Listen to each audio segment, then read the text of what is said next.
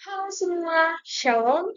Perkenalkan, nama aku Sisilia Terika. Aku dari kelas Akuntansi 23A dengan NPM 23412045. Nah, pada video kali ini, aku ingin menjelaskan mengenai rasio keuangan. Nah, sebelumnya teman-teman sudah tahu belum sih apa itu rasio keuangan? Baiklah, di sini aku akan menjelaskan apa sih rasio keuangan itu. Nah, rasio keuangan adalah salah satu alat analisis keuangan yang dapat menjadi tolak ukur atau parameter dalam menilai kinerja suatu perusahaan. Nah, khususnya dalam efisiensi penggunaan sumber daya seperti pengelolaan keuangan, rasio keuangan dihitung melalui beberapa komponen penting yang ada dalam laporan keuangan seperti laba rugi, arus kas, neraca, dan sebagainya. Nah, rasio keuangan juga mempunyai jenis-jenis nih dan serta perhitungannya. Yang pertama itu rasio likuiditas. Jadi rasio likuiditas itu adalah jenis rasio yang digunakan untuk mengukur kemampuan suatu perusahaan dalam memenuhi kewajiban keuangan jangka pendek. Rasio likuiditas terbagi ke dalam tiga jenis. Nah, yang pertama itu rasio lancar. Ah, rasio rasio lancar, rasio yang membagikan antara aset lancar dengan liabilitas lancar atau kewajiban jangka pendek. Jadi rumus rasio lancar itu yaitu current rasio sama dengan aktiva lancar dibagi dengan hutang lancar lalu dikalikan dengan 100%. Lalu yang kedua, itu rasio cepat atau quick ratio. Rasio yang menghitung kemampuan perusahaan dalam memenuhi kewajiban jangka pendek tanpa mengendalikan persediaan. Itu rumus rasio cepat itu atau quick ratio sama dengan kas ditambah efek ditambah piutang dibagi dengan hutang lancar dikali 100%. Lalu yang ketiga, itu rasio kas atau kas rasio.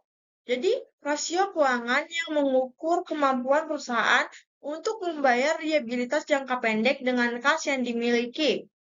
Eh, Kas rasio ini menggunakan rumus yaitu kas rasio sama dengan kas ditambah dengan efek dibagi dengan hutang lancar. Lalu yang kedua, rasio profitabilitas. Rasio profitabilitas atau rasio laba itu mengukur kemampuan perusahaan untuk menghasilkan laba dari kegiatan operasionalnya. Beberapa rasio probabilitas yang umum digunakan antara lain. Yang pertama itu rasio laba kotor atau gross profit margin. Rasio yang menghitung laba kotor sebagai persentase dalam penjualan. Ini menggunakan rumus rasio laba kotor atau gross profit margin sama dengan penggunaan neto dikurang HPP lalu dibagi dengan penjumlahan penjualan neto dikali 100%. Lalu yang kedua, rasio laba bersih atau net profit margin. Ini rasio yang menghitung laba bersih sebagai persentase dari penjualan. Rumus rasio laba bersih atau net profit margin ini menggunakan rumus net profit margin sama dengan EAT atau earning after tax atau laba bersih setelah pajak lalu dibagi dengan penjualan neto dikali dengan 100%.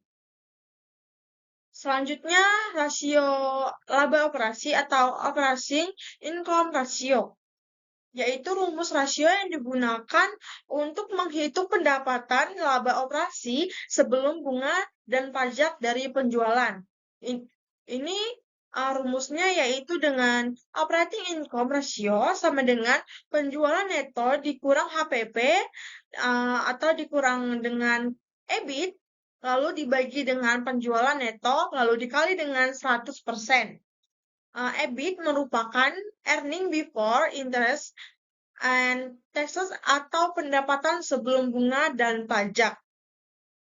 Lalu selanjutnya yang pengembalian modal sendiri atau return on equity.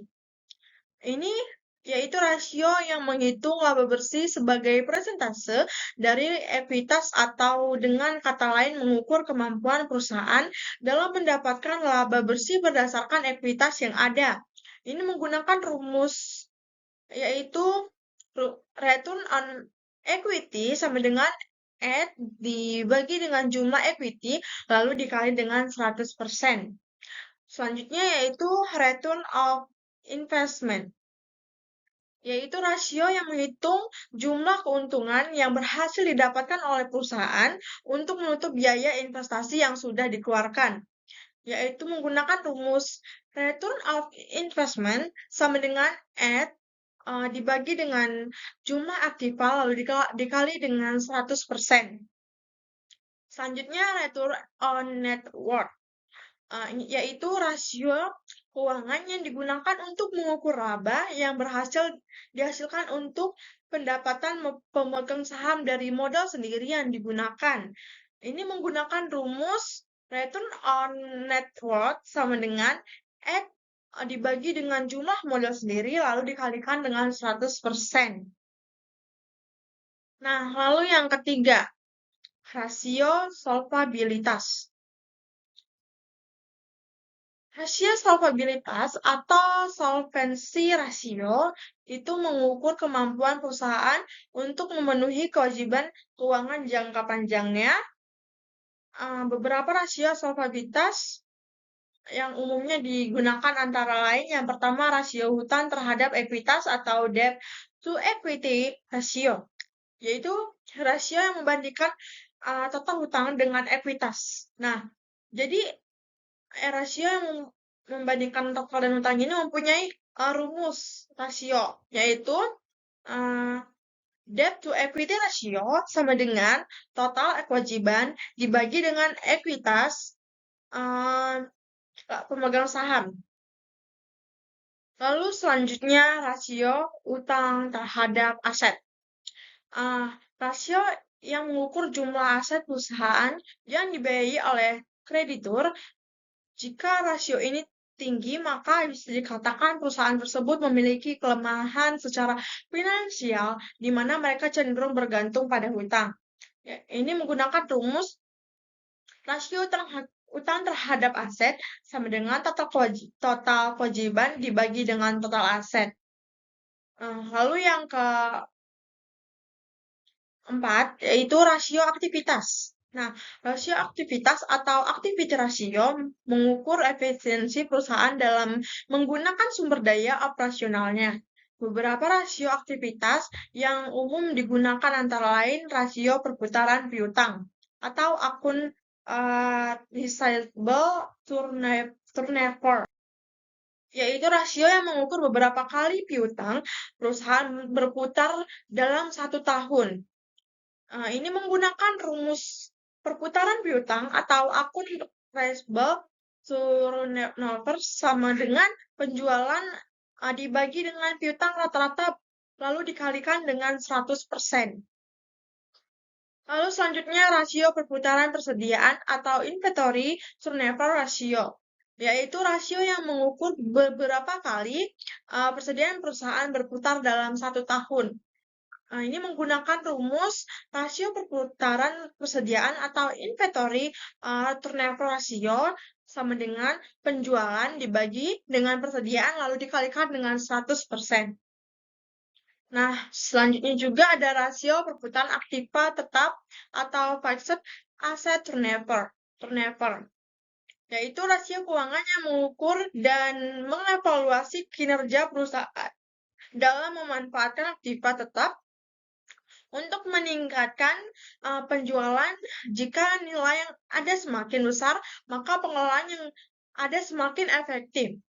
Nah, ini menggunakan rumus rasio perputaran aktiva tetap, yaitu fixed asset turnover sama dengan penjualan dibagi dengan aktiva tetap, lalu dikali dengan 100%.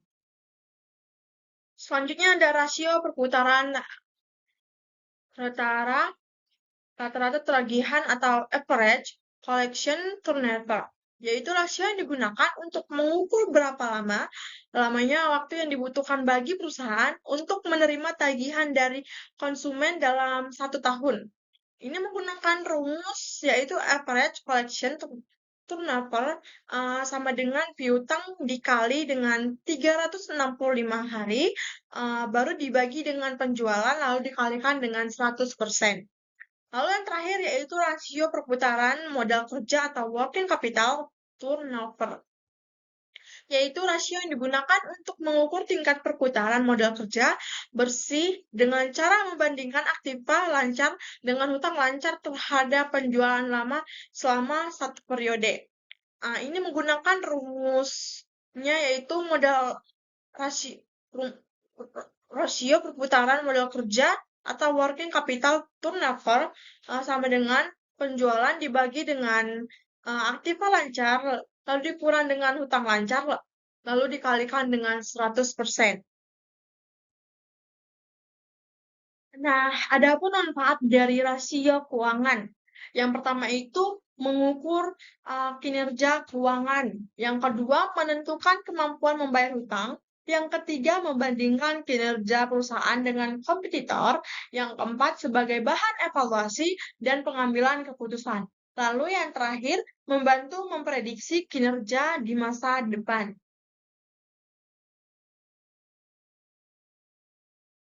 Nah, selanjutnya ada metode analisis rasio keuangan. Yang pertama itu analisis common size.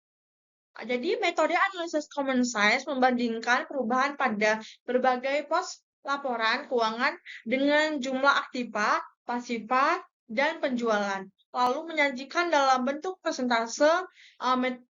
Metode ini membantu perusahaan memperoleh informasi tentang struktur modal dan perbandingan aktiva lancar dengan aktiva tetap. Selain itu, analisis common size dapat digunakan untuk membandingkan laporan keuangan antar periode dengan kompetitor. Lalu yang kedua, yaitu analisis time series and forecasting. Yaitu metode analisis keuangan digunakan untuk memprediksi kondisi finansial masa depan dengan membandingkan data keuangan dari periode tertentu. Faktor-faktor seperti peraturan pemerintah, perubahan teknologi, dan pergeseran kompetisi dapat mempengaruhi struktur keuangan modal perusahaan. Sangat penting untuk kelangsungan bisnis, dan BPI Finansis menawarkan pinjaman modal usaha dengan bunga rendah dan proses cepat. Jadi kesimpulan dari rasio keuangan yang setelah saya jelaskan, yaitu rasio keuangan merupakan alat yang sangat penting untuk menilai kinerja finansial suatu perusahaan. Dengan menganalisis rasio seperti rasio likuiditas, profitabilitas, solvabilitas, dan aktivitas, pemangku kepentingan dapat memperoleh wawasan mengenai efisiensi operasional, kemampuan perusahaan dalam memenuhi kewajiban, serta potensi pertumbuhan. Setiap rasio memberi informasi berbeda yang saling melengkapi dalam menggambarkan kondisi keuangan perusahaan.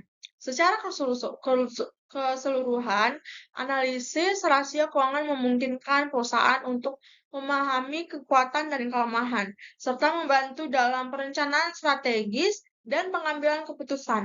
Oleh karena itu, penggunaan rasio keuangan yang dapat menjadi alat yang sangat berguna dalam menjaga stabilitas dan meningkatkan kinerja perusahaan.